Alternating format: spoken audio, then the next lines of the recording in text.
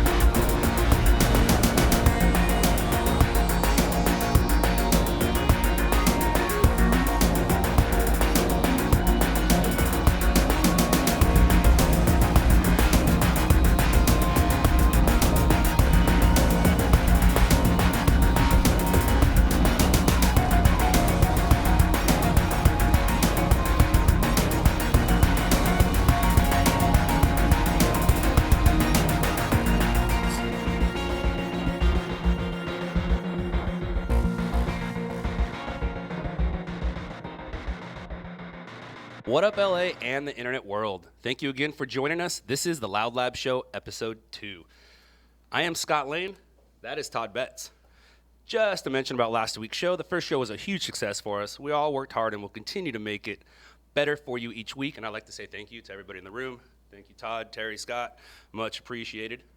On a side note, I had an audio problem that we took out, and it was during the time that I was introducing it and explaining that Puka was pardoned by President Obama.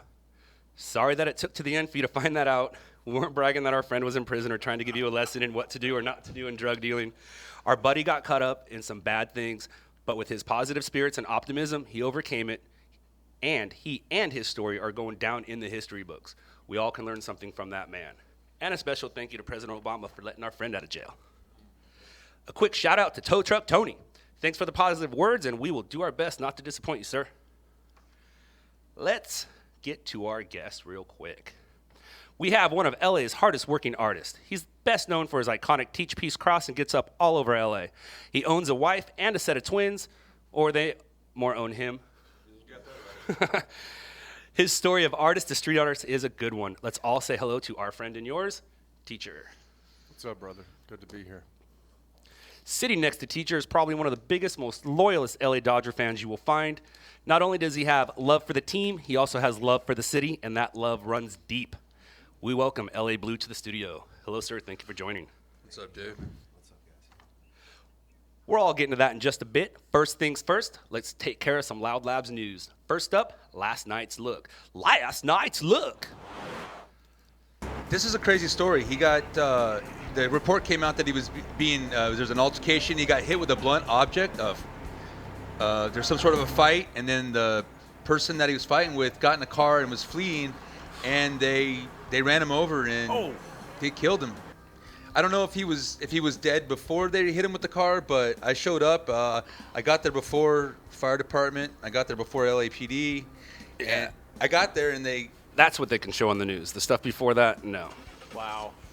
Yeah. Yeah, I was wondering about that. I saw that. I'm like, really? I got in the crime scene, and then the LAPD yelled at me for being in the crime scene. I'm like, I was here before you guys. I didn't know where you guys were going to set the tape up. You know, Where exactly does it start? Right, and it end? starts there. Now you can see it. So now they got them covered up, and they're doing the investigation. But yeah, there was some sort of an altercation. That escalated. Yeah, so this is a bar fight in Lakewood right around closing time. Somebody got into an altercation, and I don't know if he won or lost, but he's going to the hospital. He has a hand injury where he was stabbed, and we're about to see that right now. This isn't something that's going to make the news per se, but it's something that just made the Loud Lab show. Were they watching UFC fights at that bar? I was in Lakewood. Spur Posse. 2 a.m. You say Spur Posse? Yeah, right. That's what they're from, right? Remember them? Let that thing continue on for a bit. There he is. How'd your night go? What a bum deal. It always sucks when you get stabbed or shot, I assume.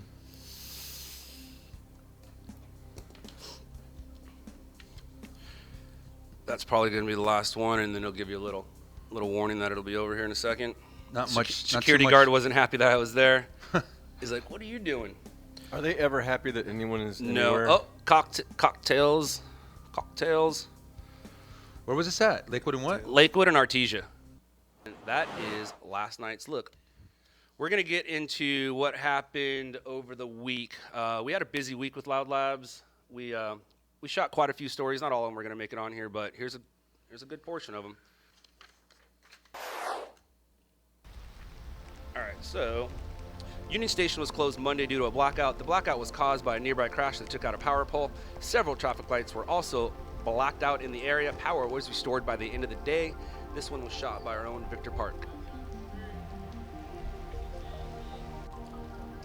That's a very, very busy place to be shut down. Yeah, it got dark, man. Yeah, Union Station gone. The rain, spooky around there. There's a lot of. Yeah, it's been raining a lot. Speaking of rain, here on Monday night we got Ventura rain. We have some overnight rain in Ventura, shot early Monday morning with a traffic accident in the city of Oxnard on Gonzales Road and Rose, sending 2 patients to the hospital. This was shot by Johnny. Thank you, Johnny. Thank goodness for the rain, though. I mean, really. Huge.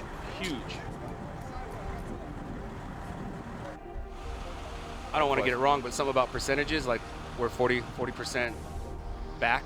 Oh All right, my so God, I was just wondering the drought. this is a gnarly story. A man believed to be an attempted murder suspect was taken into custody Monday night in the Sepulveda Pass at the end of a 90-minute pursuit. During the pursuit, shots were fired at officers. The chase began at 10:45 Monday in the Reseda area. The driver is a 32-year-old male who police describe as a documented gang member. Police say he was armed during the chase and he appeared to fire in the direction of the officers at least once near the 405 and the 101 freeway. He's suspected of shooting and critically wounding his 36-year-old sister-in-law. Victor will have more on that in just a bit. This is a car fire at an insurance lot.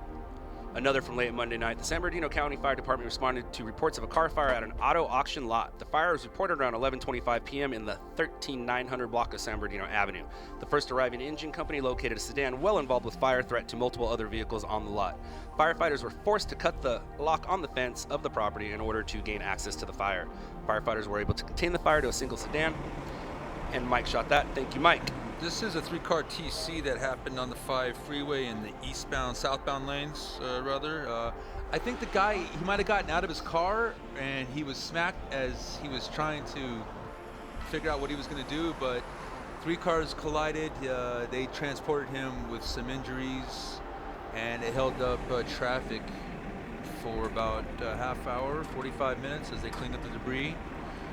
But yeah, he's not. I'll be happy when I get inside, but what's a little rain? We all get wet every once in a while.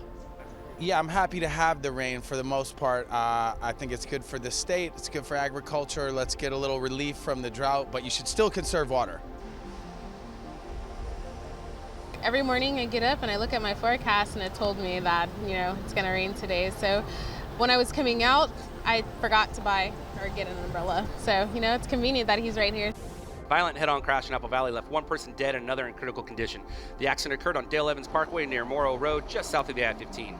The accident caused major damage to both vehicles and left both drivers trapped inside their vehicles. The female driver of one of the vehicles was pronounced dead at the scene by Apple Valley fire personnel. The second driver is transported, and according to scanner traffic, he was in full arrest at the time of the transport. The cause of this accident is unknown. Thank you, Lewis, for that footage.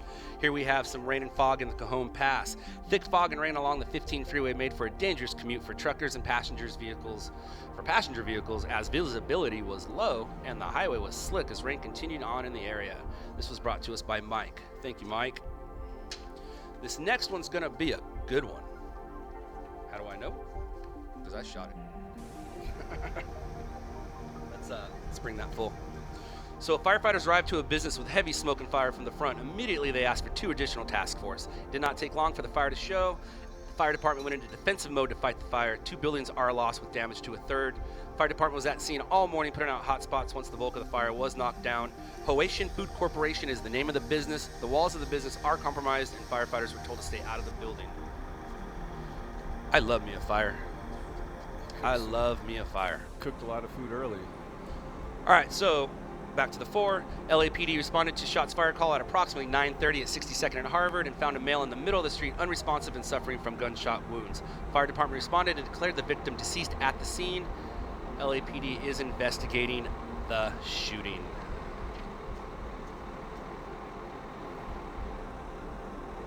It's a nice shot. gotta tell you, all this makes me just want to be a hell of a lot more careful out there driving. A large tree was uprooted due to an oversaturation of the soil and crushed a car, more like killed a car, that was parked under the tree. The sidewalk was severely damaged and a water main was broken as well, but fire department quickly got that shut down, and I would call that a loss. Yeah. Dude, that car is dead. All right, 90. Overturned SUV on the Prairie on-ramp on the 105. Guy lost control, spun out. It was pretty wet out there, lost a tire. The guy wasn't injured. That's LAFD, just looking around, making sure nothing else is wrong.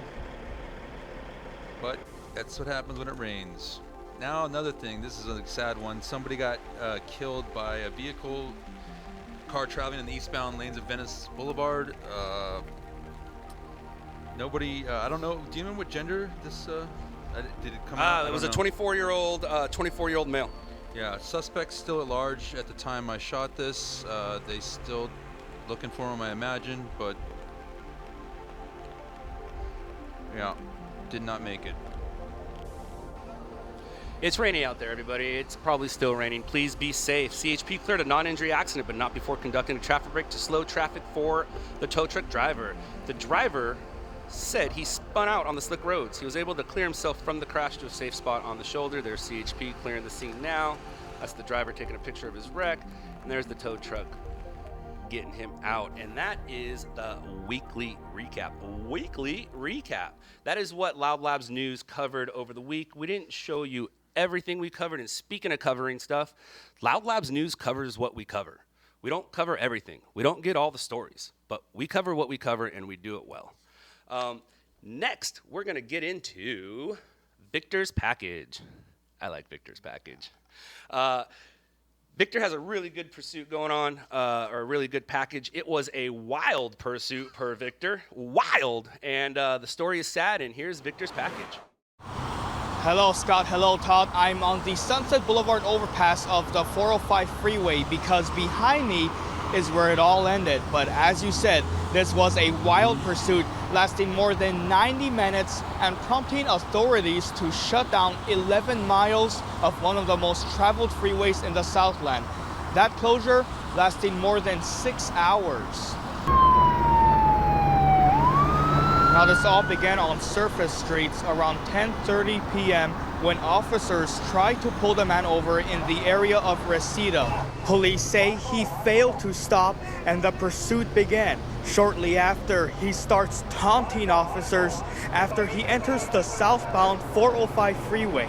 At one point, there was an exchange of gunfire between Flores and officers. Flores was not struck at that time. Luckily, no officers were injured. Our cameras capturing when he stops and goes, then throwing items out of the car, including a handgun. Then Metropolitan Division officers pit maneuver the car, disabling it. Finally, all coming to a dramatic end as a police dog takes the man down. This is something they absolutely train for. In recent years, we've seen our SWAT team using these type of vehicles where you have an armed suspect. We just had an officer-involved shooting, and it's not safe for a traditional police vehicle to necessarily approach and do the pit. Now, police are identifying the suspect as 32-year-old Marco Tulio Flores, a known gang member who police believe is responsible for shooting his sister-in-law last Sunday. We've been told the victim is still in the hospital in critical condition. Back here now, you can see the southbound lanes of the freeway is back open. Of course, there is plenty of heavy traffic as usual. As for Flores, he is expected to be charged with several counts of attempted murder and, of course, fleeing from police. In West LA, I'm Victor Park for Loud Labs News. Back to you in the studio. I like this guy. Oh yeah, he's Right? Victor's that's awesome, right? that's I mean, he's how- professional. He adds a little bit of professionality to what's going on here. He's the new fly tie guy. Right? For sure. Yeah, no, thank you, Victor. And we're also gonna meet Victor right now. Every week we meet a different stringer. That's what Todd and I do. We're stringers, and we're gonna meet one right now, and it happens to be Victor Park.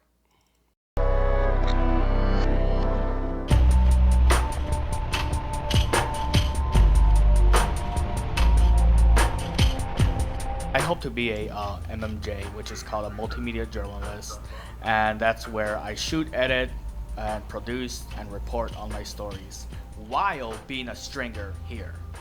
It started when I was 10 years old. My mom would always wake us up with the news all the time. And then one day, on September 11, 2001, my mom, she woke us up with the news, said, there's an important building on fire, son. I was like, oh wow, okay. And we were just watching, and that's when I saw that second plane hit. And then the coverage went on for weeks, right? And that's when I found out the significance of television news. And that's when I was like, this is what I want to do. I start seeing these explosions, and it's not so bad. It's just you just hear it mostly, and you see it from a distance. And I was like, okay, well, I need to get those flames as close as possible. So I kept doing that, and then at one point, I'm just standing there, and I hear this loud bang. I see this brightness. I literally just don't see anything else but white. That's when I was like, I need to get out of here, and that's when I started running.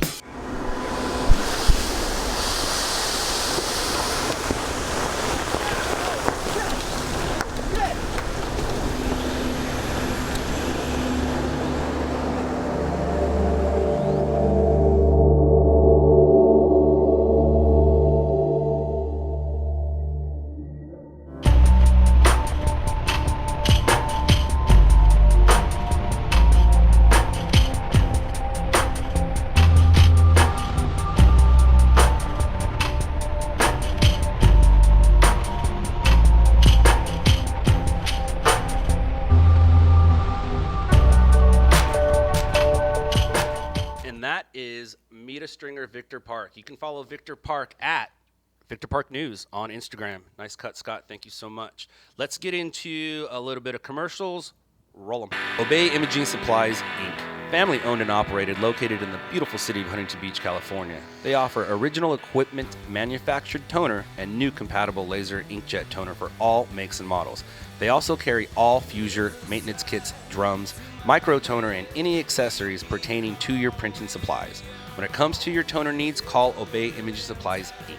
Call Obey Imaging Supplies, Inc. today at 877-535-6239 or check them out online, obeyimaging.com.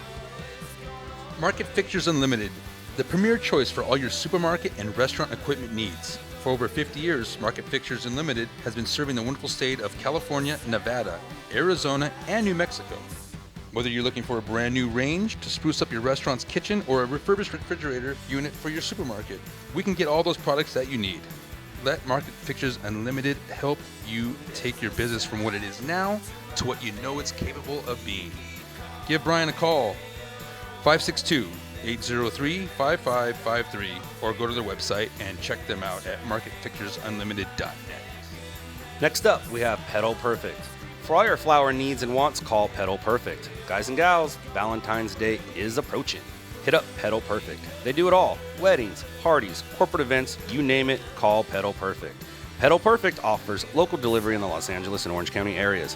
Call Petal Perfect at 562-631-6478 or connect with them on Facebook, or you can check them out on Instagram, petal_perfect. Thanks, people. Now let's get to this conversation. And we're back. Thank you to those sponsors, much appreciated. Now it's time for that conversation. Todd Betts. What's up, everybody? Today we have really good friends of ours. Introduce Keith, better known as Teacher, out on the streets, and our buddy Dave, and his Instagram handle is LA Blue. Yes, sir. All right. So, Keith, let's get into it. Let's talk about some artwork here. How you been? What have you been doing? You know what, man? Lately I'm in a new house that we're remodeling, and we're living in at the same time, and my studio space just is not that big. So the stencils that I'm doing these days are a little bit smaller. You do that, right? That's what you do in your side, as I call your side work, because your artwork is your real work, right? But you guys remodel homes, and you move, and that's what you kind of do. You've been, since I've known you, you move into homes, you help you manage the team that's remodeling, and you live in it and make sure the upkeep. I man's also work, know right? How to do most of man's work, right? like real man's work. Construction. I'm not, doing this or that. Thanks. Yeah. Well, that's great. Jack- we need people to do that, Right. you know. But at the same time, it's good to be a Renaissance man these Yeah, days to know absolutely. several different trades. But I grew up building the house that my parents still live in, and I worked construction jobs a few when I was younger, and so I know how to do almost everything, every trade. Right. And what I try to run it like, you know, I try to have fun with the guys, joke around with them, and at the same time, I'll help them clean up sometimes, and that's unusual because when I was working a construction job, the head guy showed up in the morning. He's like, "All right, get to work," and Yeah. then as soon as he left, everything Real just pricks. like, yeah, Yeah. man, woo. And then he showed up, and then the day everyone was like, "Oh yeah, man, we're working hard and shit." So, you know.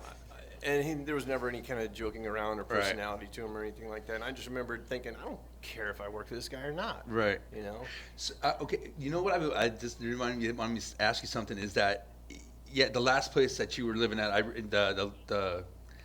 your studio was a lot smaller, and I gotta say, just so everyone knows this too, you are seriously hands down the busiest artist like in the city. Like no, seriously, I'll Prince. second that for sure. Yeah, right? Easily. Right, Dave? No, Thanks, bro. Prince dies. Stencil that next hour. The dude from Tribe Called Quest, that died. I mean, Sean Price. no, that's what I'm saying. Like The every next Play. day. I The mean, next day it's no, out. The seconds. yeah, in seconds it's The done. Prince one I actually already had that stencil. No, I know. Yeah, I know the Prince one, but what I'm just saying, what I'm getting at is my question is that I know that your studios that sometimes they get smaller, sometimes it gets. But where in the hell do you store all of your fucking stencils, man? Because I mean, my garage is slammed with my shit, but you must be accumulating and I mean, what do My you? wife You let is Dave? very- You make Dave hold some of it at his house? I mean, what?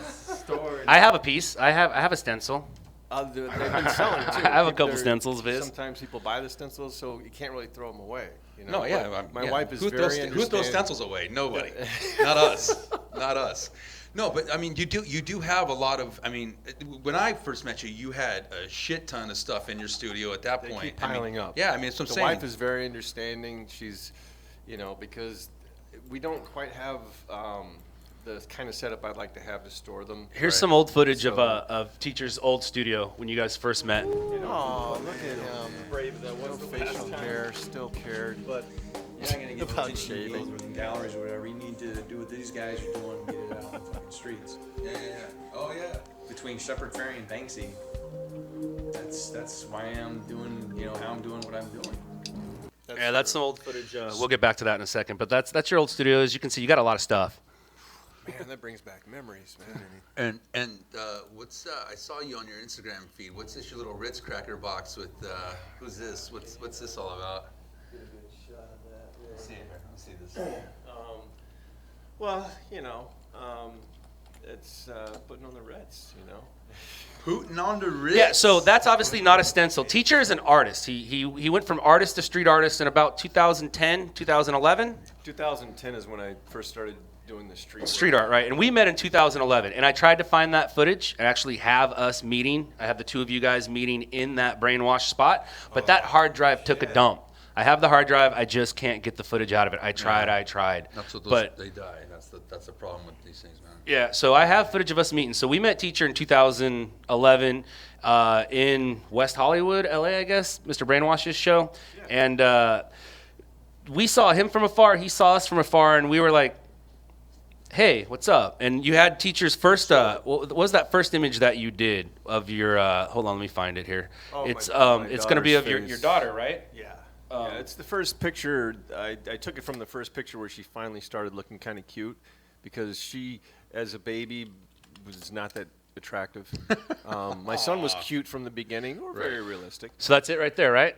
There you go. Yeah. So give us the history of the stencil here, as you were doing.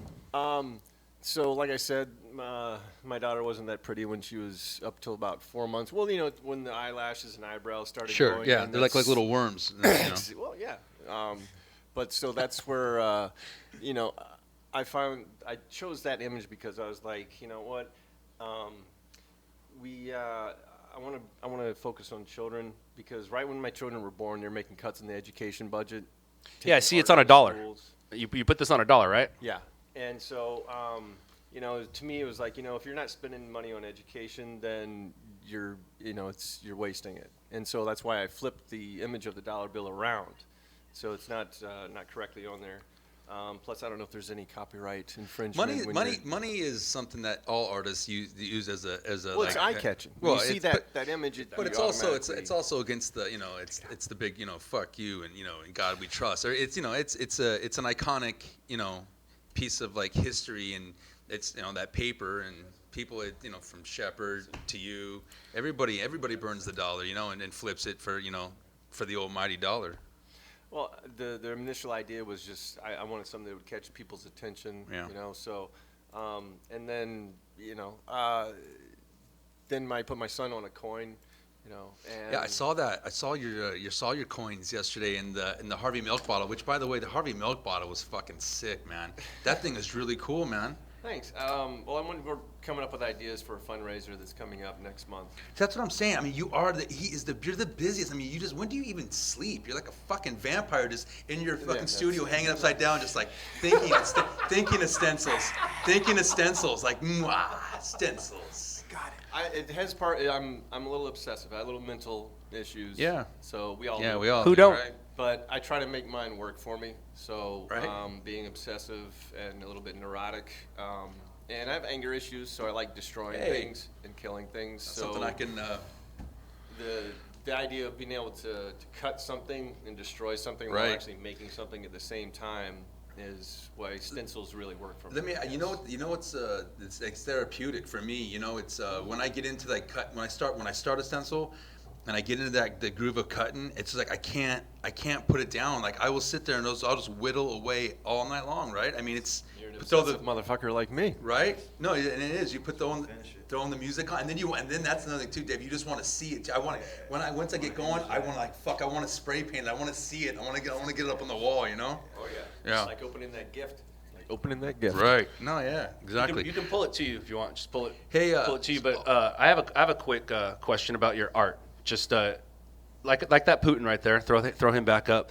That's hand drawn, hand painted. We're not stenciling anything here. So you have like some fine art history behind you. Let's talk about that, and let's talk about where you've put those places. You've put your fine art on some places where not many people get to see it unless you have special government IDs. Yeah, even then you still got to go through clearances. When did you figure out you were an artist? Man, when I was young, I was doing finger painting and stuff like that. Where'd you grow up? In Florida, Destin, Florida, for Palm Beach.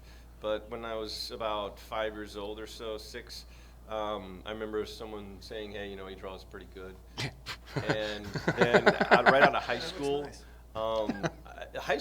my high school art teacher was beautiful, and so I wanted to make artwork for what was his name?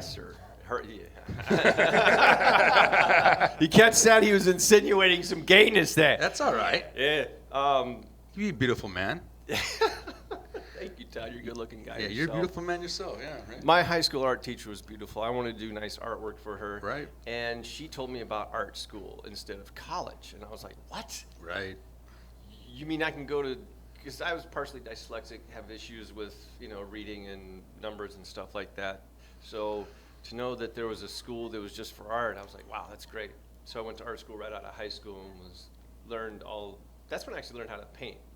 My high school, they just had chalk and whatever. And but when I got to art school, that's when I learned all the fancy paints and learned how to paint. Yeah. In high school, I wasn't really. I didn't really perform for the teachers very well, and everything. Did you have a hot art teacher? I don't think. No, I don't. Dude, I'm telling you, that really makes it makes a difference, right? Yeah. Yeah. No, I can't tell you how many times at least in my mind, I was with her. It was amazing. But and she couldn't get enough of me. I was wonderful. You got to what Scott was leading towards there is you got into the Pentagon. Tell us about when you did the paint in the Pentagon. And at that point, you've already sold some pieces. You've made a name as a fine artist. At that point, at that point, I had done some commission paintings. I started with horses, doing drawings of horses, and then dogs, and then people. But then the self-promoter in yourself decided you wanted to do some things.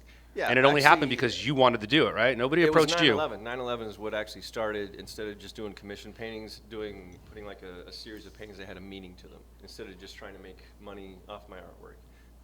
So that's what got me into the Pentagon, actually. I did these 12 paintings. I wanted to put them up on easels and frames at each crash site and take a picture with the crash site in the background. And so when it came to the Pentagon, you know, I actually drove to the Pentagon and drove around the Pentagon and found a nice spot and was going to set the paintings up, and there's cops on bikes all around there, and I went up to one and just to tell him, let him know what I was doing, and I told him, you know, and he's like, I don't think so. I'm like, why not? And he goes, you're not allowed to take a picture of the outside of the Pentagon for security purposes. I'm like, oh, come on, man. Like, you can get on the internet and download blueprints of the Pentagon, Right. I'm sure, but, you know, what are you going to say? This guy You're not going to argue the government. Called the number, you know, and then all of a sudden, 3 weeks later, some guy's calling me from the Pentagon in the building management and goes, you know, we can't let you set them up outside and take a picture, but if you'd like to set them up inside, we can do that. And I was just like, what? They're inviting you in? Do you realize how much more infinitely complex? I mean, it wouldn't take 5 minutes. I set them up outside, take a picture, we're done. You don't even have to do anything, but no, I'll take it. I'll take it. Sure. Yeah. My painting's in the Pentagon. Awesome. So Is that online? Can I find it right now? Do you have it anywhere? Is if it you at go your to my web? website? All right, so where are we at right now? thekeithbeal.net Okay. website. There should be, let's see, in the press and bio.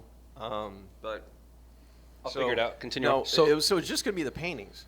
But this old friend of mine, where I'm from, I used to airbrush T-shirts on the strip for a little while, and he said, "Man, why don't you sit up next to your artwork and like airbrush some T-shirts or something and sell them?" I'm like, "Dude, they're not gonna let me do that in the Pentagon." But I was like, you know what? 2 for 1. I'm gonna see if they'll let me maybe sit up next to him and work on a painting or something like that. Yeah. And so the guy that I originally talked to wasn't there when I called to do that, and this other guy thought it was okay. He's like, "Yeah, you're gonna be right outside the building manager's Right. office." You're like, Carl said it was okay if I brought my paints down. Yeah. And so I get there, and they're like, "Oh my God, okay, so we didn't realize we don't have the right clearance for you." Like the first day that I was in the Pentagon, I was in the building management office, and there was the deputy building manager, there was the associate building manager, there was the building manager, there was a few other supervisors in there. And I'm like, man, what's going on? How here far did you today? make it in? How did, like D-ring, you know, that all the ring? How far in Oh, dude, was your? I went to So is that it offices on right the there? E-ring. Is that, E-ring is that it, or is that's that in the Pentagon? That's in the Pentagon? That's in the State Department right there. That's the display room of the State Department. Hold on a second. So you didn't do just the Pentagon? You did the State Yeah, Department the also? State Department also. Oh my gosh! All right. So which one is that's this? That is right outside the Situation Room in The Situation Room. the Situation Room in the Army Operations Center. At the once- Pentagon? In the Pentagon. Once you get Wow. to the Pentagon, you gotta have all kinds of clearance these days. You can't just walk in. When you get to the Army Operations Center, you have to have a whole nother badge and clearance to get in there. And it's a And a safe, bag full of spray cans, right? it's a safe door that is about 4 feet thick. Yeah. This massive door that they open and you go in there. And then there's a stairwell right outside what they call the Situation Room. And the Situation Room is basically you got about 50 people sitting at computers, and they have their own internet. It's funny because first time I went in there, I've been there a couple of times. You walk in the Situation Room, and there's a little red light that starts going off when you're in there.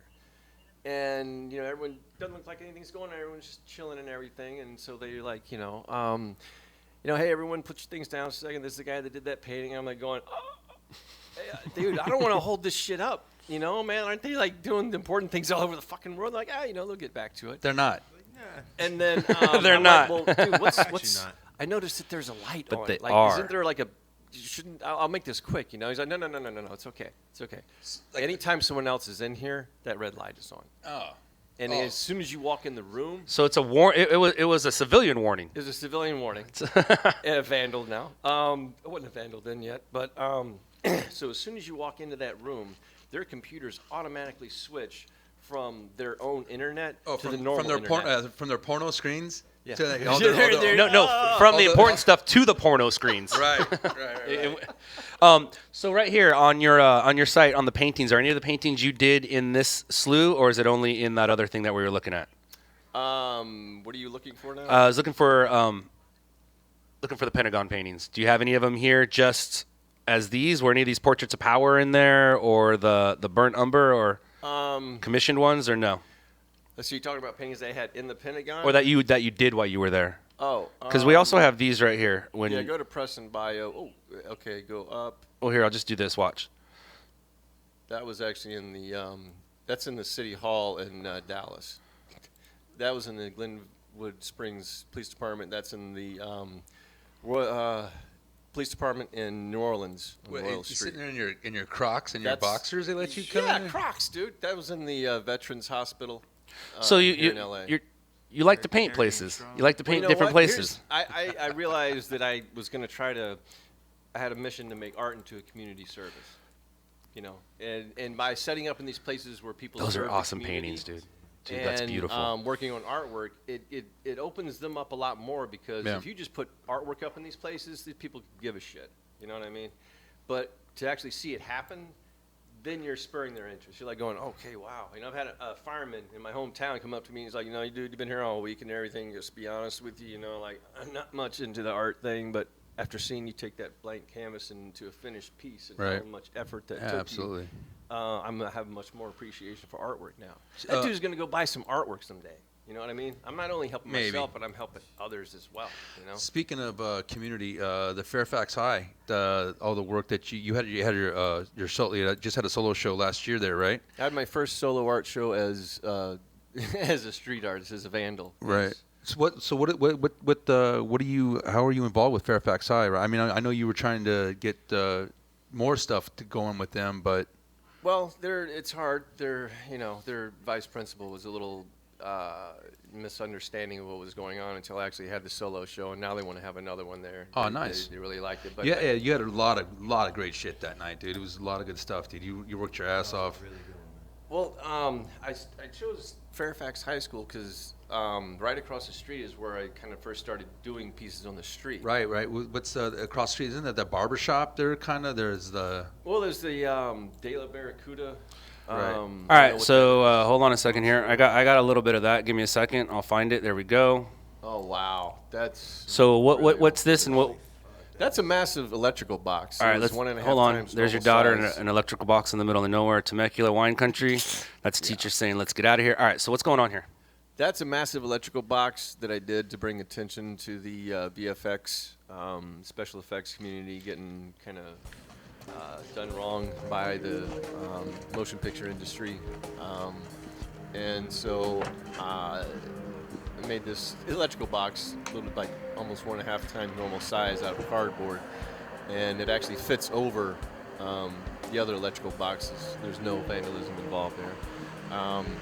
But that piece But actually got a ton of attention. But we're on Melrose here, and this is across the street from Fairfax High. That's Yes. that wall that everybody knows and everybody's done. So Right. that's why you picked Fairfax was for this location. That and it's, school. Red Hot Chili Peppers went there. That's I right. believe. That's right. It's all their fault. No, see how it just fits right over there? Right over there? How long did that thing last? It was there for a few days, and then one of Brainwash's guys came, and that's some fun stuff. Yeah, we'll get to that in a second. One of Brainwash's guys came and got it and put it in their behind their T-shirt shop that's just down the street from there. Yeah. And then I heard it was back there for like a couple months until the weather got to it and destroyed it. What about so your art show? When was that?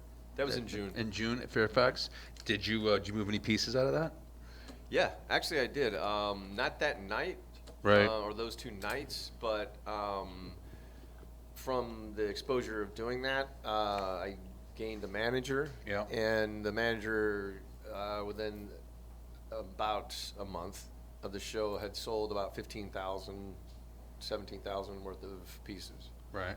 So Hey man, those are real numbers. that's it's good. Yeah, no, those are real numbers. That's awesome. And 25% of that went back to the school, but because the vice principal wasn't very communicative, and they Open. made me pay for the space. Did they make you rent that I hall? yeah, I Right. had to lease yeah. that. Yeah. No shit. Yeah. Well, you know what, dude? If you want to get something done the first time, you just got to get it done. Yeah. And then once people understand it, then it comes together. But yeah. So all the money that I would have been giving to the art department or whatever, it was spent on the lease. Right. So. Right. No, I get it, man. It's like shows. When you have to give the half your chunk to the spot or the gallery owner. You know where that came from? That 50% thing? What? That came from the old days back when a gallery really supported the artist. And what I mean by supported the artist is, like, they housed them, they fed them, they sent them Right. to school. Yeah, what's They bought their art supplies. what was the name of that place in New York? That hotel. It was just in that the HBO show, that the rock and roll show. Terry, what's that show?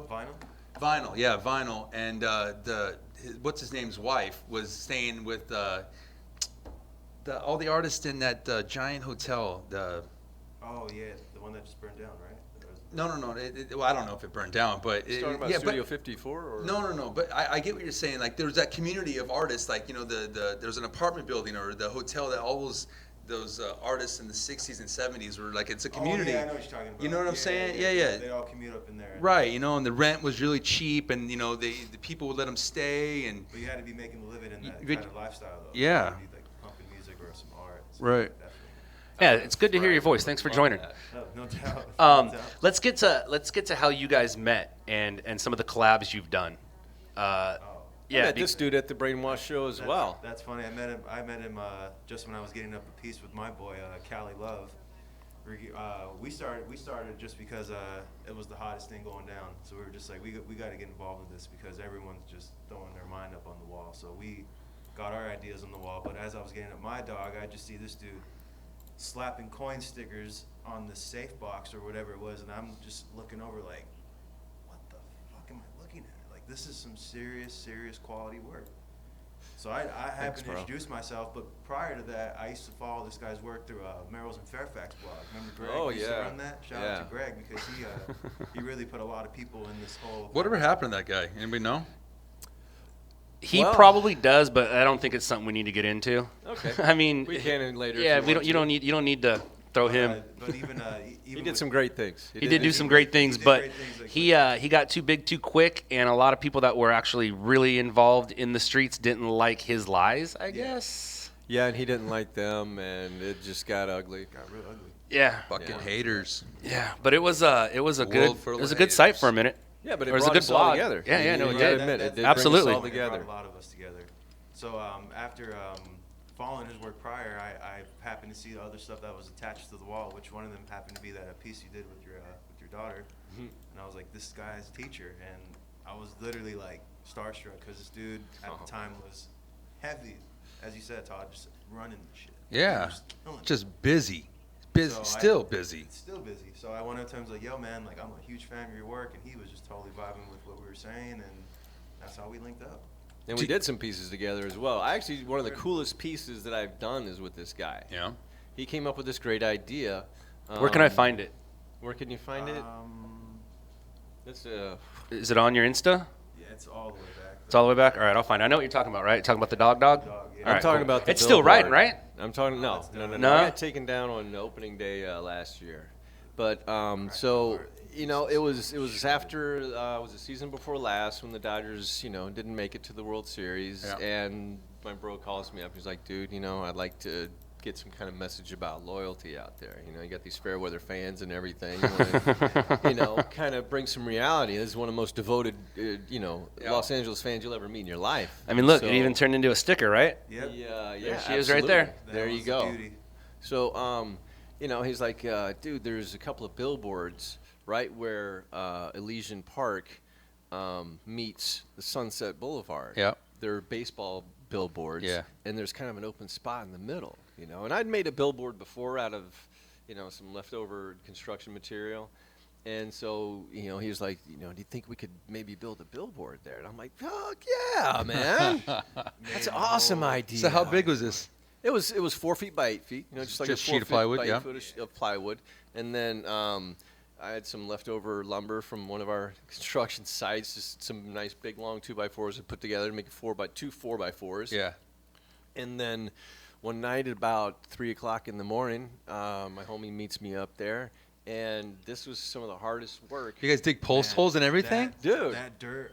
That Keep- dirt was oh like my God. concrete. Okay, so this was what we had going on.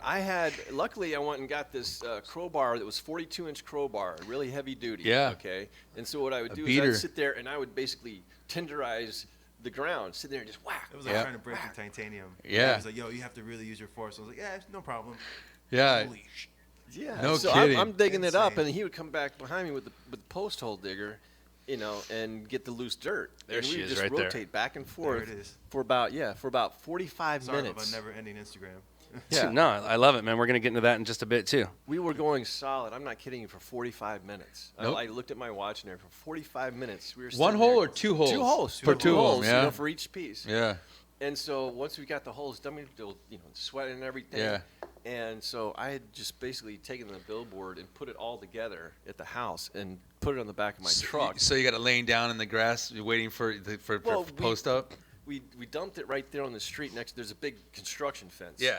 And then luckily we just kind of tipped it up on the fence and dragged it up to the holes, and then. Luckily, your truck was big enough too to kind of. Oh man, if my truck was any smaller, or if that thing was any bigger. You want to get artwork done, you need a homie with a truck. That's that. Flat out. You want to move and put post up You heard I was pieces also up. worried guys, about the that's the cops, realness. like driving down there, like a cop being like, "What are you doing? Yeah, no kidding. What's this in your back of your truck? Are you kidding me?"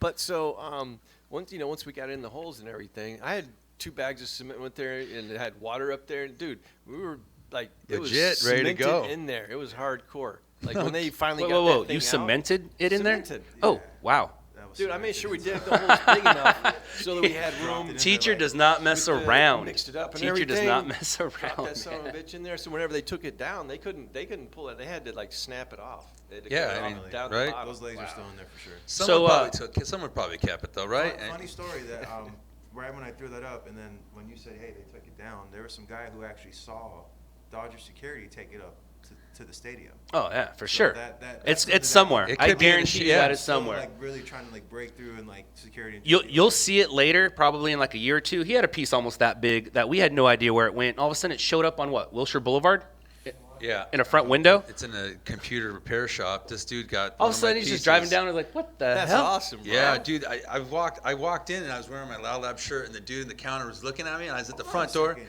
I was looking at him, and he was looking at me, and he looked at the wall, and he looked back at my shirt, and I'm like, hey man, he goes, hey.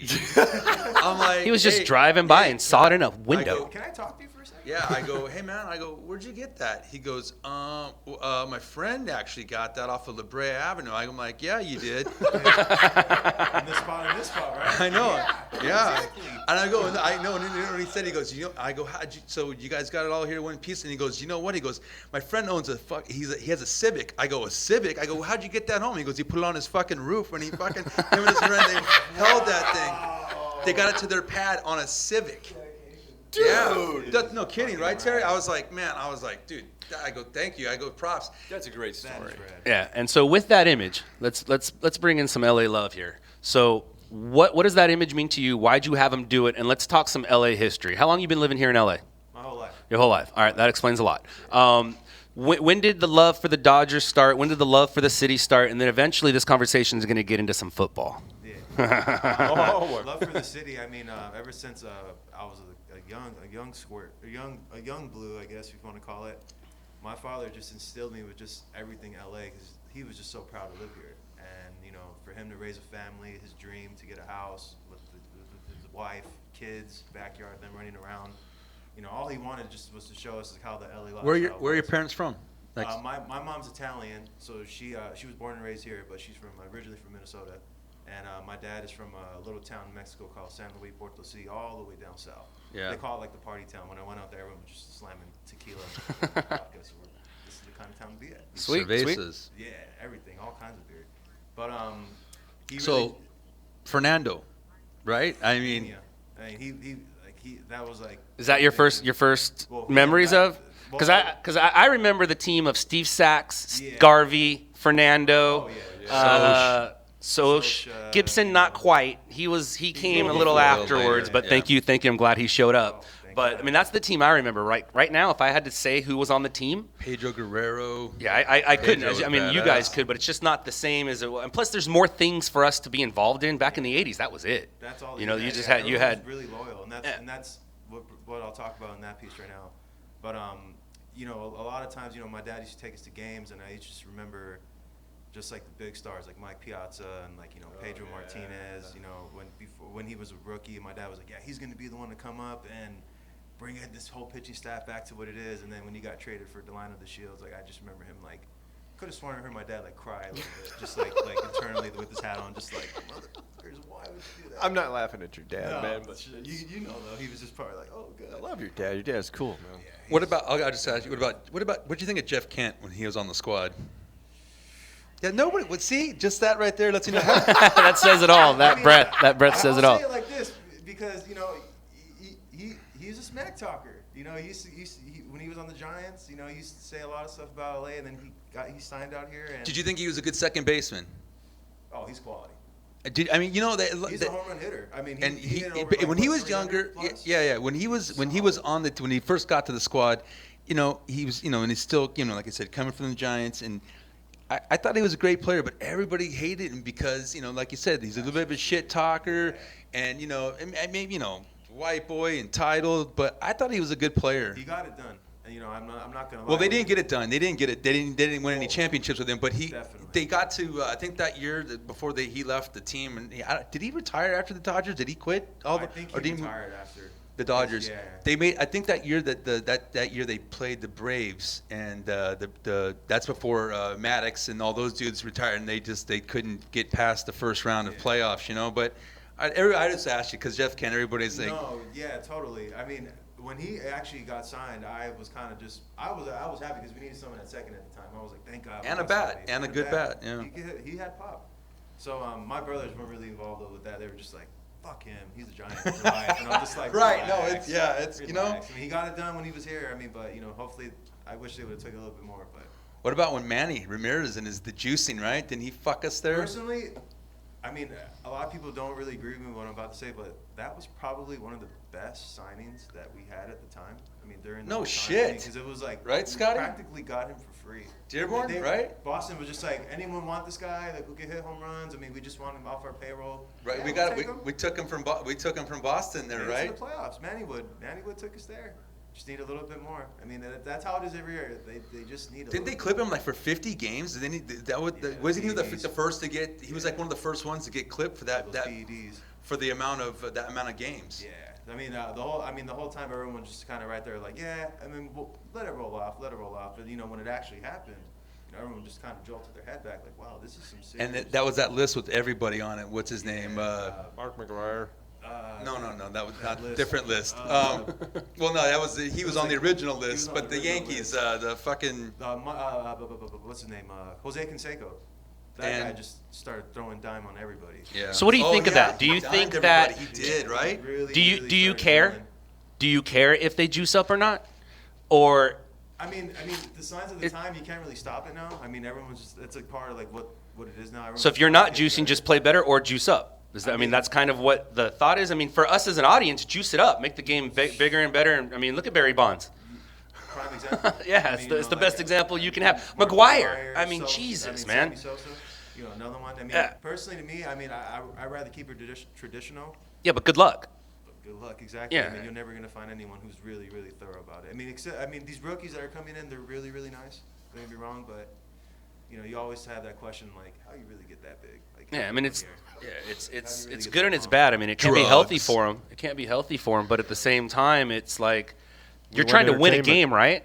You're trying to win, and you do what it takes to win sometimes. True. So it's understandable. And if you want to have, if you want to deal with the consequences later, that's on you. But just fucking let it happen.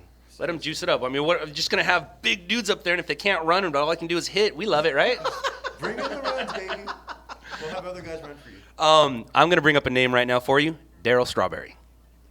Love that guy. I mean, personally to me, I really wish he really excelled his career here, but he really just tanked it. Yeah, and, it was at the end. Disastrous. It was at the I mean, end. It was at the disastrous point. But when he was with the Mets, He enjoyed being out here in LA. Yeah, He enjoyed being out here in LA. This LA sunshine, man, it's gonna really bring out a lot in you. You know what I though? mean, it really shines I out. wish though the guys I don't know like we were just talking like Guerrero and Mickey Hatcher those old dudes they there's no any more sense of team. It's like everyone's out on their got their own shoe sponsorships and free trade. These guys are all there's the team and there's no I in team, but everybody kind of does have that. They're their own one man team out there trying to. Yeah, nowadays they're trying to showboat. I mean, there's not a lot of team love. I mean, Lasorda did it Lasorda said it best. You know, like if you're not giving 110% of my squad, get the fuck out. Right. What's You your know, thought? What's your thoughts on that man? Lasorda Was he best manager ever? for LA for sure. I mean, like his heart and his intensity, like from his minor league days. I mean, even before that, when he pitched for Brooklyn Dodgers, he was going to be one. What of the about his top- restaurants? All right, how about that? All the lasagna, the spaghetti. Top line, top notch. What was his restaurant's called? Lasorda's, right? Wasn't Yeah, it it's called Lasorda's, right? Yeah, back in the day.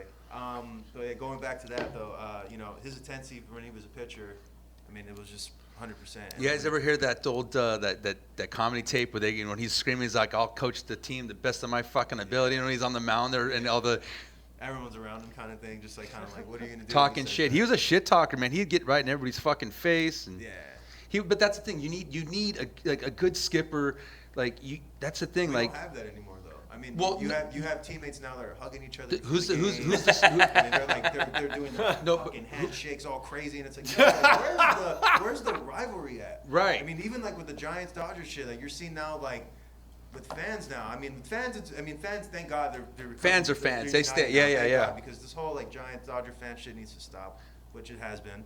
But I mean, when you go back to the players, like they're like shaking hands, taking photos with each other. It's getting the ridiculous. skippers that who's the what's the dude that just coached the Cubs? That one who's there? Who's Joe Madden. Joe Madden? Do that dude? Like I said, that guy's a great skipper, man. That's Even what's his name, Girardi for Yankees. Like those are skippers that are like, I want my skipper to go. I don't fucking like that team over there. This is our squad, and we're gonna come together. We're gonna, Exactly. we're here to beat these guys, not do the fucking handshakes. Yeah, and exactly, man. I mean, that's why I'm really glad that Dave Roberts is on the team because coaching the Dodgers now because he's really putting a balance on. We don't really need to be doing all that friendly shit. You know what I as like? long as we're winning games. You know what sport is good for that? You know what I like? I like fucking hockey because none of the hockey coaches and the whole squad, man. Fucking awesome. It's funny. I wish they. The only thing in hockey I wish they'd change. I wish they'd put the teams across from one another, and not on the same side. I mean, you got to look over and be like, "Fuck you," you know. But if you had to sit across the ice at the team all day long, just mad dogging them, fucking tapping sticks, like drilling your glove to the wall. I mean, yeah, hockey is amazing. I mean, the whole intensity in that sport is just phenomenal. There's I mean, no participation trophies in hockey. Exactly. I mean, you really just watch these guys really drill it out there on the ice. I mean, there's no type of like any type of like people stopping it or any time. Oh, I mean, out here. it's still one of the only fights or sports right now that they I mean, even the refs will still like, they can you can throw chingasos for a minute, They and then even then the refs are like, they look at each other going, fuck, what's the time? Should we stop this? Should we stop this yet? A couple of teeth just flew out of him, so maybe now, huh? Maybe now. Let him throw down. Dude, I'll never forget. I saw the first time I saw hockey live. Right. Hockey live is great. On the Probably my glass. favorite sport to watch live. God, oh yeah. Easily. So and then today also we just got word, or yesterday, is it today? I don't know. It's a few hours ago we got the word that we are going to be getting the Bolts from San Diego. They're moving up. How do you feel about that? Dun, dun, dun. Bum, bum. I mean, unfortunately, the city of San Diego just failed. I mean, they could not hold their team. They didn't want to build them a new stadium. That stadium, Terry and I have been to that Qualcomm stadium. Stadium We've been there a handful of times, and it's like a fucking prison. It's a ready to concrete. crack. Yeah, it's a concrete like hole in the wall. I mean, I no disrespect, but it's shit. I mean, like they could have done. Well, not only is it remodel shit, that not only is it years shit, ago. but every time we go there to see Packers games, well, that's one reason why we go down there is when the Packers are playing. But all the away teams, they outmatch the home team fans and the parking lot, the tailgating. Dude, there's way more Packers fans. There's way more Broncos fans. There's way more Raiders fans. That's embarrassing. No, it is, and exactly. But you know what? The San Diego fans that are diehards, they do have. I mean, they wear the fucking the helmets, the bolt their bolts, face up with the the face lightning. painting, all that Yeah. stuff. But they're just not like they're missing like 200. If they could get 200 more fans, they might have. They might have. Ground, Yeah, they couldn't make it. So now they're traveling north to come up here to come share a stadium with us. And what do you think that's gonna do? I mean, for the first couple years, they're going to be hurting fan wise because they're going to be playing in the Home Depot Center where the Galaxy play. So like that's like you're going from like a 40,000 or 30. How many did that seat? Like What's the 30,000? stadium hold, Terry, down there at the? 40,000, I think. 27. You're going from that all the way to like 8,000 capacity, 9,000. So that's going to hurt the fan base, and Right. I'm alone right And there. then you're going to get the half that's or probably a quarter of them aren't going to travel to see the team anymore. And for sure, there's nobody in San Diego that's going to be like, let's go to the Raider game or let's come up here and see the Raider. No one's going to come to LA. Exactly. San Diegans are like, we're going to stay down here. It's 72 degrees and That's nice. the reason why they're in They San burned all the Diego. shit up last night. Right. They Oh, went yeah, all- yeah. They went all the city of San Diego. They went on the middle of like City Hall area. They were just burning. Yeah, I saw that footage. They're egging the front I office. saw They do some a bunch footage. of The guy eggs. dumping his stuff in the. Yeah. Oh my god. I mean, if I was really a San Diego fan, the only one thing I'd be worried about, Chargers fan now, LA Chargers fan, is Philip Rivers going to stay? No, I mean, he's got 8 kids that he doesn't want up in LA. He does He's- not want to come. No, up he's here. worried He about- strictly said it. I do not want to be here. So that's a problem. Right. You got probably personally top 10 quarterbacks in the league. Philip Rivers is consistent. I mean, if he's healthy. I mean, with a good team around him, we've seen it. I mean, but he always just happens to choke somehow. Right. There we go. I mean, it's good. It's a problem for these guys because who else is out there who's going to come over there? Right. Nobody. They can get maybe Peyton come off. Peyton's probably going to get tired of retiring, right? Maybe Tony Romo to the Chargers. the Romo. Oh. Can we talk about the logo? Yeah, I'll bring LA yeah, Bolts? I'll Yeah. grab that up in a What do you second. think about the logo of the new LA Bolts logo? It's like if That's a straight bite. it's like if you're the Dodgers and like I was a Charger and I said, "Can I copy your logo?" Just don't go off it too much. Right. But just blend with it a little so we can match a bit. What do you think about Right? that? That's like 100 times better. Okay, here you go. He nailed the logo in a matter of minutes. Right there. You see that, guys? That's called creativity. Busiest artist in the city, everybody. You're welcome. All right, so It's a Hollywood sign type Right? of letters, Yeah, Hollywood sign letters. and where then is your the most bolt. where's Very your most simple. recent one? What's that? You just posted a side by side, did you not? Yeah. Oh yeah. Yeah, I can't find it. I don't know where it went. But that's all right. We can do this. You could go on just put LA. Yeah, LA Chargers logo will come up with the other one right next to it. You go to images.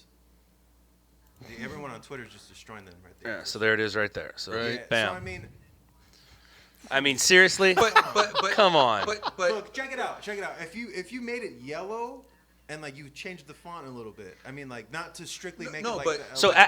as your whole Todd, but as your whole life revolved around this logo, and now to see this No, today. I was infuriated yesterday. What my job, I work with a couple. I won't lie. I thought the Dodgers redid their logo. When I saw your post, I'm like, "Fuck, right on, dude!" And then I looked and I saw the bolt, and I was like, "Shut the hell up!" So I was actually talking to somebody who played for the Chargers about this yesterday, and he was just kind of I was like, hey, this is kind of a disgrace to my Dodger bloodline. That was the very first thing I fucking said. You spoke to a Charger, like somebody who plays like football for the Charger. Yeah. Can you say his name? Yeah, Marcellus Wiley. Nice. You're buddies with him? Well, the job that I work at, he lives. in the Gotcha. building. Yeah, so I he know what comes you're talking up and about. down, and so he was just kind of right there. He's like, hey, what do you think? What do you think of my boys coming? Because he played for the Chargers for a few years. Right. So hey, what do you think of my boys coming out here? And I was like, honestly, great job. I mean, they're coming to a city where people are going to be more involved in. But personally, man, that logo is disrespecting my Dodger bloodline. And he was like, yep, slaps me on my shoulder. That 30-year loser bloodline is just going to keep on getting worse. So I'm just gonna take this logo and make it better. But No, you're not going to. You're not going to make history better. But here's You my can't thing, change though. history. Exactly. Is this it? Are they done with that? No, that's No, not. that's just the thought. I'm hearing that it's the final, but they want to tweak it a bit. But if they leave it especially in that blue color, I'm gonna freak out. But as an artist though, Keith. Keith. But as an artist, and guys, but see, maybe what they're trying to go for is like city unity. Maybe they're I know maybe it's kind of like not a direct bite, but it's similar. No. But as an artist though, and if you're trying to unify a city and all their teams. I mean, I know the Chargers had their own look when they're in San Diego, but now they're going to be LA Chargers, so. Isn't maybe what they're trying to do is kind of maybe unify and try to Unify baseball with football. no no but foosball. Hey man, ball sports or ball sports, right? What's that? Ball sports or ball sports, right? Ooh, that depends on who you ask. I don't know. I don't mind it, but at the same time, I get what you're saying. It's kind of hey man, it's not. And I see your side as well. I mean, you look at all the team logos. I mean, a lot of the LA teams, they have like a shade of blue within them. You know, Right. Rams, you know, Clippers, Dodgers, now the Chargers if they stay like that. Right. So I see that what you're saying with the unified in the city. I mean, I have no issue with it. But I mean, when it comes to just like first thing I thought about, I was just like, could have been a little bit more design. Like a lot more different. yeah. Like, do you know how many artists there are in the world? Ready to like just jolt. I mean, if you pull up the old Chargers logo, You can have that like one a for horse free. with, like, I'll let a- them have it for a free. shield on it. Let 'em- I mean, I thought they were gonna just throw that back on. I mean, I was surprised Chargers came. I mean, and then Raiders. Terry's Raiders going to Vegas. You think? You think that's going to happen? Oh, wow. No, that's actually awesome. We've talked about that before here. That's great. That is a great thing for football all around. No matter what your team is, if you don't want to go to LA or go to wherever that team is playing, you want to go to Vegas. Oh, you can make a man. trip out of it. Yeah, if you're a football player, you definitely want to go to Vegas. And with Oakland being so close, they're to LA, and Vegas being so close to Oakland and LA, they're not losing fans. They're actually going to gain some. True. And for us, I mean, even here in LA, to go to a football game, like an NFL game in Vegas, it's worth the trip. And imagine people like he has family from Wisconsin. They're Green Bay fans. Yeah, they're gonna be coming out here now. I mean, every year. Yeah, you can make a something out of it. Instead of just going to LA to watch a football game, now you can just go to Vegas and watch a football game and a couple shows. Yeah, exactly. Yeah, nobody goes and watches shows, man. Adults do. Cirque du Soleil, the Britney Spears show. What do you mean nobody goes to see shows? What did we do last year? Yeah, well, we went to see Elton John. Nothing wrong with that, right? That's only what old people do. That's a fucking concert. Dude, that was a great concert. Yeah. Benny and the Jets. It was a good show. Yeah, and speaking of music, actually, we'll get to music in a bit, but go ahead and talk Chargers and. Yeah, I wish them the best of luck. I mean, just as someone who's a football fan, because bringing football here to the city of Los Angeles in general was needed. Who knows for how long? For the last 20 years plus. I mean, I personally wasn't a fan of football until we got back the Rams. I mean, I'm not gonna lie, my brother's been a diehard fan, but I can't root for somebody in St. Louis. The Cardinals play out there. Yeah, but the city was doing. The city was doing. You gotta root for the Rams. I'm like, fuck St. Louis. No disrespect to the city, but I'm a sports guy, and I can't be saying all that. Come on, it's Yeah. too much. The city was doing fine without it, I mean, but it's like the second largest sports market in the nation. So, I mean, it makes sense. But now, we got the Rams back and they kind of, fell flat. They need some help. All we need is the 49ers, and we'll have all the last place teams here in LA. Right. We do have all the last place teams here. No, except for the 49ers. I mean, thank God they screwed up. In the state, we have all the last place players. Oh, that is true. In our state, we are Well, last. I mean, Raiders, they went as far as they could, man. But Yeah, that's why they're trying to break out of Nevada. right? The next thing you know, all the casinos they're gonna have the Raiders slot machines. Well, you know what? Like If Silva. all the losers are playing here in Florida, I mean, Here in what? In California. I know, right? Florida. You gotta admit, Florida. those losers aren't in such bad shape, are they? No, they're having a great time. They're having a great fucking They're time. They only have a bad time for the field Yeah, when they're on the field field. time. Field time is when they're not having a good time. Off the field, who doesn't want to live here in LA? It's the best. Yeah, it rains every other fucking day now. That's Packers great. are awesome, but they hate their life. Nah, living in. Right, Terry? He's from there, man. He knows how cold it is. Right, brats. Yeah, all right. Yeah. Okay. No. And Milwaukee's I'm there. moving there then. I'm You're right. moving there. Brew Crew. You sold me. Brew Crew. Yeah, sold me. Trade us Ryan Braun. Yeah, baby. you go get a big house in Wisconsin to work on and see how fucking cold it is working in the studio in fucking November. Yeah. Paint doesn't work so good, huh, in November. Yeah, and having to wrap every single pipe in your house and keep it warm so it doesn't bust and Stay bundled. flood your house and you don't even know it. And then I have a question. When's the last time you did a billboard? it's been a little over a year now because I decided to take a step back from doing billboards and crazy stuff because we found out my son has a little bit of sensory processing disorder, which he's not on the autistic spectrum, but we've had him in speech therapy and physical therapy, and he's gotten a lot better. But What are you thinking when you're up there, man? What are you thinking when actually you're up right there? about now, right at that moment, I am perfectly calm.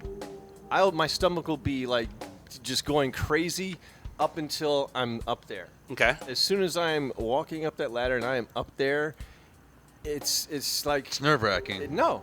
I mean, Once I'm- before there. Before that. Before that. I had actually developed stomach problems because of years of doing the billboards and all the, the stress and everything from it. But the craziest thing is once I'm up there, I'm totally committed. There's no way out of it. You know what I mean? It's like I'm up here. I'm going to finish what I'm doing. I don't care if the cops pull up and are telling me to come down. I'm going to finish what I'm doing, and then I'm going to come down. Don't you have like when you were at our pad about a month ago, right? You were asking us which box should I do in the neighborhood, and I'm like, well, Downey's got a kind of a strict policy with no graffiti, and you're like, I got a fucking card. I have an artist card that allows me to do this. I'm like, what are you talking about? Okay, so I have a permit that's for one box. It's actually right down the street here, at Main and Fifth. I know, but that's what you always say. As you're walking too, what are your look at your shirt's official. I mean, what are you thinking? I mean, I know you. You're like, I want to talk to the cops because one of the things is you're a 40-something-year-old white male. That is a big, huge help. I use every advantage that I can get, and I am, a 48-year-old white man, and I can speak very eloquently when I need to be. I can be very compassionate and empathetic. So anytime a cop look how fucking calm you are. You're just like, gonna fucking do this. Spray cans, all that shit. Well, I gotta tell you, it's a lot more calm now than before when I had the permit. Wheat paste. Before I got the permit, when I was doing a piece, my heart's sitting outside of my, my stomach's all messed up and everything, and it's like that way until I'm away from it and I know that I'm safe. But nowadays, I mean, granted that permit is only for that one box down the street. Yeah. But I put it in a nice plastic sleeve, and with a couple of other things in there. Right. And so. Monopoly money. Yeah. No. Coins. And then as soon as that, first of all, as soon as a cop rolls up, you immediately take them off guard by smiling and saying, "Hi, how you doing?" Instead of freaking out. You know what I mean? Because the one thing that they hate to see is this right. type of No, thing. because they're waiting for the reaction. Yeah, exactly. I got to do something now. So here is your one box.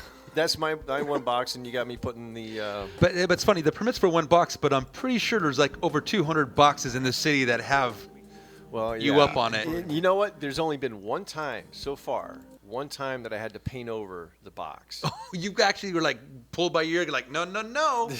You're going to fix this. No, what happened was we were doing, I did a collaboration with this guy named Sellout, TCF, and it was a Vin Scully. And so it was the day before Vin Scully Day, and I think it was September 23rd is Vin Scully Day. So at about, 10 o'clock the night before, we met up at the box that is right next to the stadium. They're on the, I don't know what it is, Stadium Way and Vin Scully Way. And the game was just getting out, so there's like thousands of people. So we waited a little while, but then it started calming down. So we get up there and we start clearing the box off and everything and painting it. And then sure enough, here comes a cop on a bike. And guys are like, "Dude, are those real cops? The guys on the bikes?" Yeah, they got real guns and real badges, and they have real handcuffs. The bike station. Yeah. So, but it was. So the guys are looking at me, all like, "We okay?" And I'm like, so I pull up my permit, and I'm like, "Yeah, I got a permit, whatever." And so this guy takes the permit, and he starts going like this. And I'm like, "Oh boy, okay." He's really reading it. He's looking at all the details and everything, and I'm like, "Well, look, okay, so I don't have a permit for this box yet. It's like going to take them a while, but this like day was call the office. I don't think there's anybody. Call my office. There's nobody down there right now that you can talk to. But hey, right though, Dave. Look, Vince Scully Day. He retires. What's the dude do? He goes out and makes a stencil. I barely woke up in time to watch his last broadcast. He's making stencils. I'm breaking bread with my brothers and my dad, talking good times, and I'm looking at my phone, just like, let's see what's going on. Fuck, are you kidding me? Yeah. Again? Yeah, he's quick. He's quick on the draw. He's quick on the draw. No, but what happened was the cop that came up, and I wish he would have told me this at the beginning. I wouldn't have even tried coercing or whatever, because he seemed like for a minute he was going to let us do it. You know what I mean? And but then basically he said what happened was the stadium had actually called.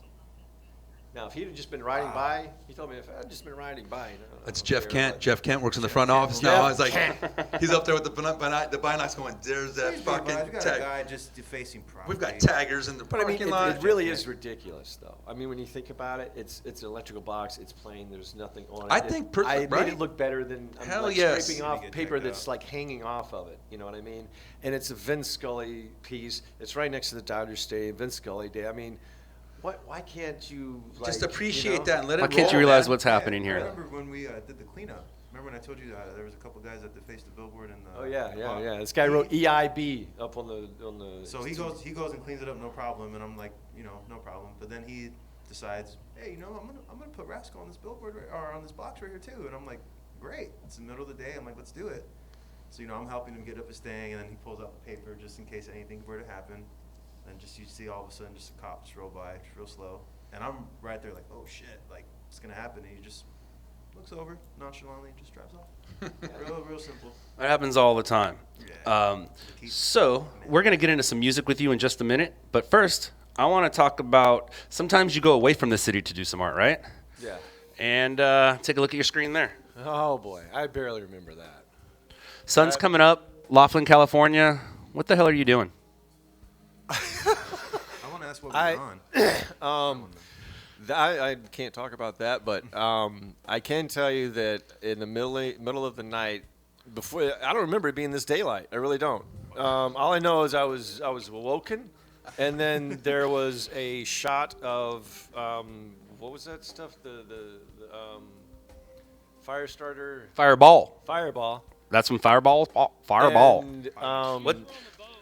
Your shoes are on the boat. Oh, that's where I'm throwing up, I think, or getting ready to throw up. Yeah, I woke him up and said, "Sun's coming up. Let's go do this piece." Find Keith's Crocs. And so as soon as he wakes up, I'm like, "Here, look at that. take that shot." Ooh. The man's in pain. Here, give him a shot of Fireball. He's in sandals because he left his shoes on the boat. Yeah. So this is a gold mine, right? Is that what this was? This was an old gold mine. Is that what Jimmy told us? And that is what used to go inside that was I forgot what it was. It's really hard. What did he say went inside that? That was a big mixer of some sort. And that's what it used to be on. The barrels were on that. And watch this. This is Jimmy Fitzpatrick. Oh, he is this does where he it. busts Yeah, ass? he does the whole thing. It's not that easy. Well, yeah, and he's got his drink in the hand. You guys are still drunk. And those tops could be like full of dust. You could have just slipped. Dude, those things are like 4 foot high, and if you fall, you're screwed. But Jimmy is a professional stuntman for a living, and he did it. I tried it. It didn't work out. A couple other people tried it. It did not work out. But, yeah, this is what Teach did out in Laughlin. You can find it if you can find this spot. And now this is Goff's Road on the way to Laughlin. Oh, yeah, that's right. This is on our way back after we got some rest. I don't. Oh, no. Okay, I remember now.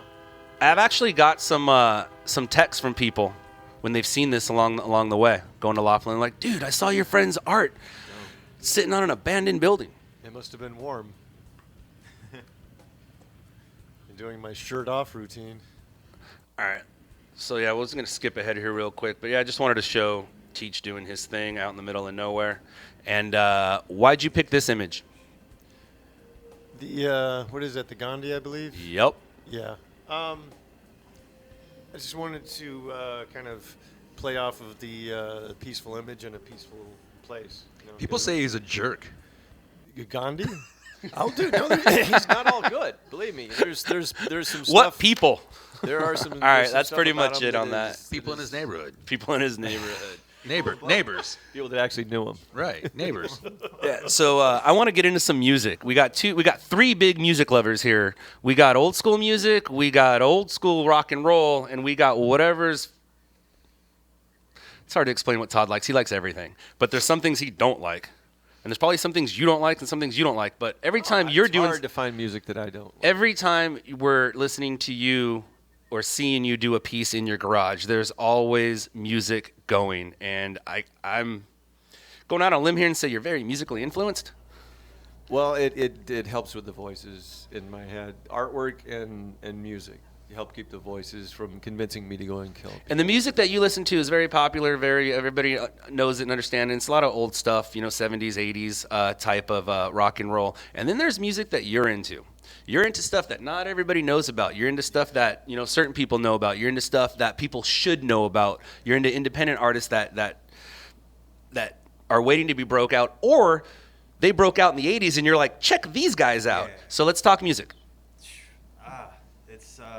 It's never ending. I mean, for me, I mean, it's the most therapeutic way for me to just exit this world and just really just start studying what it's really about. I mean, the passion that a lot of these artists that I personally know put in the work, it's incredible. Especially my good friend House Shoes, one of the DJs I actually linked up J Dilla and Mad Lib to make that J Lib record back in 2003. It's the most influenced record producer-wise, probably to this day, personally. So to have that guy kind of show me a lot of these artists nowadays, like for example, if you click on that photo in the middle with the sort of like the Buddhist looking one, yeah, that was my album of the year, of last year, my album of the year personally. Some of the words that Jalal spoke on this album were absolutely incredible. Just the signs of the times of what's going on. It breaks down a song that's called Lotuses. Basically describes how lotus blooms, but in the way of a human being, how we're born into the world and how we actually see what it's supposed to be. Incredible work from this guy, especially from New York City, especially bringing back the whole East Coast grit, more of that old school feel. And his producer E1E, who brings back a lot of that old school feel type of beats. To me personally, the MC sounds like a young member of like Onyx, just like a real hungry, good old gritty Onyx. MC. Yeah. And then the producer reminds me of somebody who just used to produce beats for like back in the day when Los Angeles had those good life sessions back in like in South Central LA. Those CVE producers were really, really heavy back in the day, and a lot of the sound that he's bringing back reminds me of that. So that is a very suggested record for anyone looking for just a real authentic raw hip hop album. What was I going to say? I was going to say something about music and influence. Obviously, you're influenced by music, but you have West Coast love for your city and for your sports. When it comes to music, do you discriminate, or music's music? No, music is music everywhere. I mean, the West Coast artists that are out here are probably some of my personal favorites, especially a group that goes by People Under the Stairs. They're LA cats that have done it independently for the last like 15 Terry likes 20 People years. Under the Stairs. Yeah, Mike and Chris are good friends of mine. They're really good people. We actually have a photo that's supposed to be coming out really soon of their next album cover. I'm supposed to get them up on my rooftop so they could take a photo shot on top of like 55 floors on top of the Ritz-Carlton building. Yeah. So we're trying to get a shot up there to get that going on. But hopefully you guys get to check them out. They're really good artists. What was your favorite live show of last year? Favorite live show last year? There's probably many, but I think my personal favorite one from last year, I actually have some footage of it. Yeah, where's it at? It's Tell me. you keep scrolling down a little bit more, right there, in the middle one. This one? No, down below. This one? That one. All right. Yeah. This kid, Twami, now that he has is probably just like if he was in the game for like 50 years, just like really studied the craft. Yeah.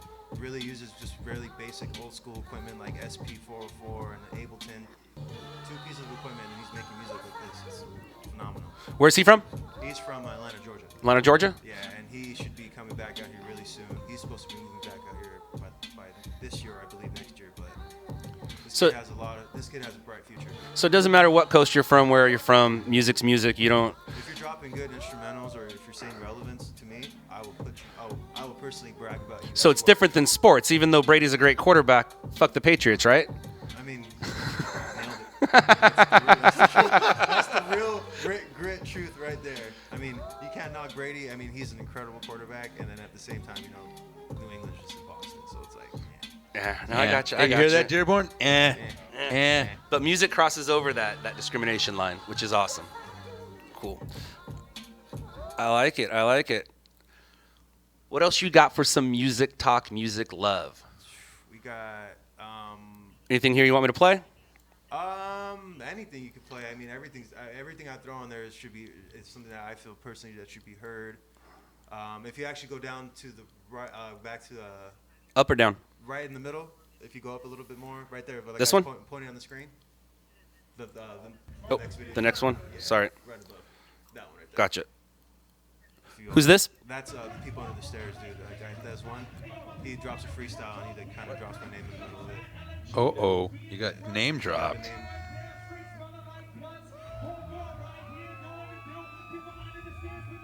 Where's this guy from? From Los Angeles. From LA? Yeah. I like it. Yeah. He's that's the guy that goes by Chris from People Under the Stairs, and this DJ in the back is Mike. That's one and Double K. These guys just. Where was the show at? This was at the Fonda Theater in Hollywood. These guys are just fun to watch. They just have no emotional ties. They just bring hip hop to what it is. Just real pure West Coast vibing. Just great hip hop. I mean, I really have nothing more to say except just fantastic group of people they are, and they're just really down to earth guys, just like how you guys are, just regular people that just get it done. On this earth, down. On this earth and down to go. Yeah, that's one thing I never understood about the West Coast, East Coast. You know, the rivalries and all that stuff, and the guys killing each other. It's competition, man. But I mean, it's music. Right. This guy's incredible. Hey, man, you got to sell records. You got to sell records. And you got to prove who's harder than, who's harder. East Coast, West Coast. We got to prove who's bringing what to what. This guy's actually the current drummer for that group, the Mars Volta, D. Tony Parks. Mars Volta, man. Those dudes are fucking. He's incredible. Yeah. At the drive-in, still. I mean, I still play them over and over again, man. And over again. Incredible. Casino But it doesn't get old. Out. It doesn't get old. Francis the Mute. Francis the Mute, man. Fucking. Allows him the guitar. They, we were in late 90s and early 2000s when they broke up. They, and the dude, one of the guys. Do you ever listen to Sparta 5 or Yeah. Sparta? That's Sparta. That's what they're called. Yeah, that's their guitarist from the Mars Volta days. Yeah, all of them actually broke through Or and the- started some really at the drive-in some day. epic side bands. Like a lot of those members from the talented. group, especially that one cat Om- from that group, Eureka the Butcher, like their Yeah. keyboardist guy. Yeah, Ike. That. Yeah, incredible. He has incredible sets. Yeah, man. Those guys. We used to go watch Mars Volta. I never got to see at the drive-in, but when they split, and then like I said, they went to Sparta, and then they went to Mars Volta. Always go and check. They threw another show after they all kind of broke up. They came back. Yeah, at they the did. drive-in. They Yeah, did I another was trying to round. get Terry to get tickets to go see the Mars Volta guys. But you know what? I thought they were supposed to play at the Fonda, but I don't think that they ever did. But It came out because I was waiting for that too. yeah, man, I would fucking rush to go see that, man. I wanted to see at the drive-in, man. All their shows, everybody that wrote that up said, dude, whatever you're doing tomorrow, go get tickets to see it at the drive-in show for sure. They were and they were also they were on the Beastie Boys out the label, right? What is that, Royal? Grand Royal, right? Grand Royal. Yeah. Right. Remember that for sure. And other standouts as well. I actually have a couple of production sessions going on myself. I've been working with some equipment that I've actually purchased recently, finally. So I will have some stuff out by the end of the year, hopefully. Personally, for myself. nice. It's time to get my voice heard. I like it. I've been waiting too long, and it's been a long process to finally actually study the craft and really just see where my sound actually is. Because it's not easy to do this. I mean, you have to really you got to really find your own originality. But if you're really true to the game, I mean, any type of art, it's like it's You gotta wanna do it. Well, it's that, but you also it's to finally step out and do it and to showcase. That's it's a big deal. It's tough and it takes a lot. And it's but I feel it's a like big step. As long as you have great support, regardless of where you're at, I mean, you could pretty much do anything. Well, you got all the support from us here, man. And plus, and that's another thing. And another thing too is, you ever want to let us use some of them tracks underneath some video? I would love to cut up and some stuff. It'd be even shot to you immediately. I All mean, right. I forgot to bring a photo of it, but the last night I was looking at the email when we first made contact. I still have that broken piece, just like chilling, hanging in the room. Broken tile. That was an epic one. Yeah. Dude, what made you decide that you were gonna make some tracks? Man, honestly, I mean, the number one reason was everyone telling me, where the fuck is your music at? Because you love this so much that we need to hear what you have going on in your Right. head. Because, you provide us with so much You tell us all these artists to listen. You tell us all these. Yeah, artists you're a to great listen to. listener. You're a great listener, man. Like I said, you study the craft, and you got all kinds of handouts. A lot of people were kind of just curious to see like what I could come up with, and I thought I'd challenge myself to see what I could come up with, and I really want to really push this. So it's exciting. It's an exciting time for myself because it's been a long time coming. I really thought like I would be kind of more of like on the business side of music, but I never really thought myself actually dabbing with it. As talent, artist, a lot of support from especially a lot of artists I personally know. It's a real stepping stone to actually get to the next spot. So nice. I'm really looking forward to it, man. Nice. Really, really. Well, And dude, plus, I hope you dig it, man, because I would love to hear some. Dude, I can't wait. Dude, I can't wait either, man, because I know something's gonna pop up. So I look forward to it. Thank you for all that support and all you guys as well. Thank you. No worries, man. No worries. Do you have any shout outs? Anybody you want to, anything coming up that you want people to know about? Anything besides, your music, but any shows that people need to be going to? Well, honestly, if you personally, if you live in the city of LA, I mean, I suggest every end of the month, like the second or the last week on a Thursday, there's an event that's called Record Store Night out there on High Fidelity Records, out there off of Santa Monica and La Brea area. Yep. Every week or every month they host like a bunch of artists that come down. Like that video that you just shot of that guy Twami that you just played, it was at that Record Store Night.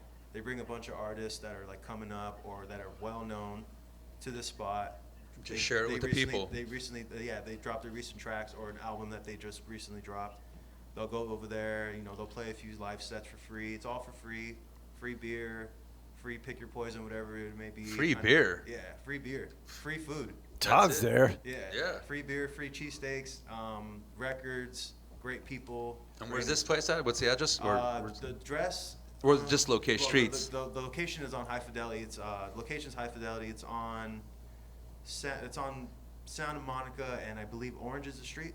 Right. It's on Orange right there. It's like that little art district kind of little area, like industrial. Yep. A couple pieces that were thrown up by Absent right there recently. It's a great spot. I mean, even they're only open on the weekends, but if you go there on the weekend to shop records, you'll find a lot of fantastic records, and cheap as well. That's cool. A bottom dollar bin galore of just gold. If Good you just wanna shit. get your fingers dusty and really look around. And what's your Instagram handle? LA Blue, L2B. That's where you can find them, people. You can find me. And He's always the got website. good info on all that good music. Likewise. Here it is right here. Throw that up real quick, just so it can get shown up on the screen. And in 3, 2, 1, there it is. And what about you, Teach? What are you up to right now? What's the latest piece you've been working on? Who died today? Did anybody? Huh? Just dying people? We need to check on that. The Grim Reaper of stencil making? Yeah, the Grim Reaper of stenciling. Actually just did a kind of a Grim Reaper image not long ago with the Scientology dude. But no, I mean my website TEACHR1.com. Always want to try to get that out there and got some shows, some fundraisers. This show coming up right here. What's this? That was already done. I was going to ask you about that. How was that show? Who are these people? I don't know, but I wasn't there for the actual opening. I just went down and did a panel. They're just down the street here, right? This was just down the street. San Pedro. Yeah. Well, that's not just like San Pedro, the city. Yeah. Oh, okay. I thought they were not San Pedro, the street. Right. Okay. It's a little ways down the street. Yeah. But no, that was cool. They had like Jaber and some really big bus 166. Was that a gallery? Is it a show? It's at this place called the Machine Shop, and it's on 446 6th Street in San Pedro, and it's a community art collective. It's awesome. He has free workshops there. I'm going to be doing a stencil making workshop sometime within the next 3 months there for free. And it's a really cool place for community to come in there and go to Home Depot, get a roll of screen, and meet Teacher down there, and he'll show you how to stencil it up. Absolutely. Wow, where's your next show? The next show, whether it's solo or you're in probably a gonna group. be a quick pop up at Dropbox. No. It's going to be somewhere in Echo Park. It'll be on my Instagram, Teacher. And here's your Instagram right here. Let's throw that up for him. Thank you. And it'll be up there in just a second. 3, 2, 1, bam. And that's how you find The Teacher. If anybody wants to grab some teacher images, go to his website or DM him on his Instagram. He has recently done prints. If you can't afford one of his originals, you can grab a print. What images have you done on the print so far? What are you, 3, 4 in? We are on the 4th print. We're getting ready That's to so come out with awesome, the dude. I'm next, so happy. I'm so glad about that. Seriously, this Yeah, great news that to is hear, that man. is so awesome. As soon as that first print came down, I was like, dude, he's doing it. Well, you know, it's a pain in the butt to do these. We don't make much off of them, but What was the if you what was the to- first one? Was it this? It was actually Obama. Obama Was your first? print, and that's sold out. And then the next one I think was the Teach Peace Cross, and then let's see. I don't even remember the other ones right now. I'm usually just about now waking. No, actually I'm up by now. Keith, you're not up right now. And I'm still asleep. You're still dreaming. This isn't happening. But yeah, they don't. There it is. All right, so that's your first piece. That was your first, not piece, but your first print. Silk screen, hand pulled silk screen prints, and so you know they're like $40 a piece. Now they're like $50 a piece. We're slowly, you know, basically it helps to build your audience. And Here's the second and third, right? that's right. Yeah, the Homeward Bound one. So that's the second and third. And the Homeward Bound one, like 100% of the proceeds from that are going to This Is My Home. It's a fundraising program for, God, I don't even remember. So tired. Support of Thismer. How do you say Well, that? This is my home is an Oh, initiative This Is My that Home. Gotcha. is Thisme. I tried to for read the that out. propositions that are working on. I thought it was a disease or something. I thought that was the cause. So what's your most recent print is going to be the. Actually, yeah, we're coming up with one either this week or next week. We're going to be releasing. I just recently did a mural of silent film stars, and then I did a Teach Peace Cross. Yeah, I saw pattern that. in the background. So we're going to do prints of the. If you Is that that's, it right that's me working on it right there. That's sick. And then if you go up a couple more, you'll see like the little charcoal pieces that I'm doing to There's make your Grim the Reaper. prints with. Yeah, the Grim Reaper.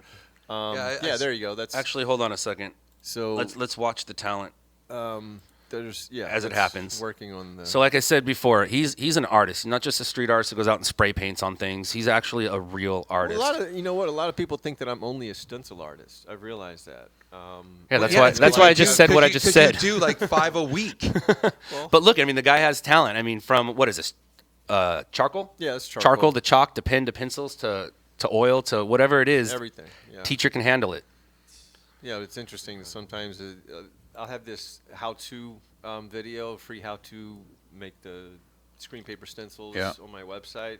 And on Facebook, every once in a while, someone will be putting comments up there like, yeah, if you can't draw, you do stencils, this, that, and the other, you know. And so Little do they know that you're a drawing every once king. in a while, I'll go So all over 5 of these are charcoal. You did these by Yes. hand, and Yeah. these by hand ones will be turned into prints. Yeah, they're going to be small prints, like 8 by 8. And then, so basically the background will have the Teach Peace cross pattern in one color, and then the black and white image will be in the middle of that.